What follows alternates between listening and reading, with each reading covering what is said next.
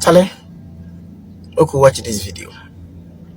Of the total area coverage under this irrigation scheme has been encroached by some private estate developers, and we have immediately already taken steps and gotten the national security involved.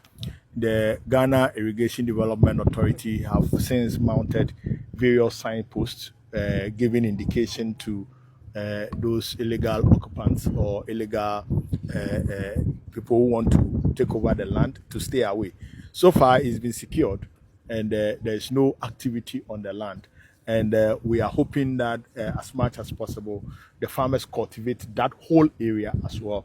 And the national security operatives have visited, but I was just discussing that we would have to get them stationed around to make sure that that matter is resolved amicably. Unfortunately, I think some miscreants in the Lands Commission allowed some perpetration of a fraud, which got this individuals or estate developers to register the land. But we are rigorously fighting to reclaim this land. No single piece, no single plot, no single iota of a portion of this site would be allowed to be encroached.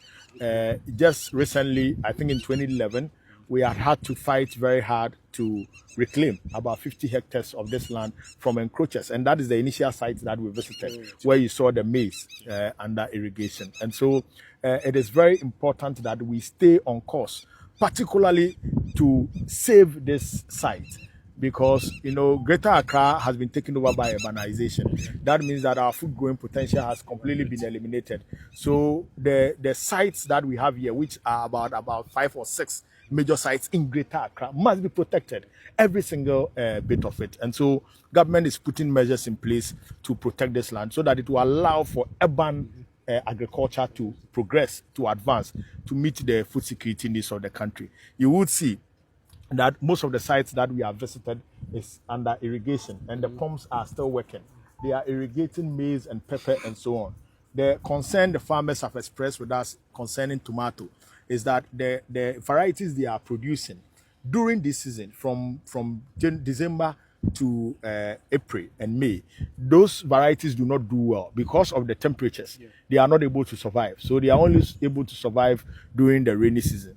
And that's the more reason why we need the improved varieties. And so we can't continue to do the OPVs, under this particular situation. And so with the new varieties that are being developed by the CSR, they are more disease resistant and they can stand the test of the heat and all that. And so we are hoping that we would even get them some samples. I was just discussing it with the municipal chief executive and his team, that let's get some samples from CSR. Then we can try some portion as government prepares to bring in the inputs, so we can immediately start trying them under these temperatures and see how they would perform here. But it has been tried on open field and it's doing very well. And so we believe that those varieties will do very well here, so that we can improve our production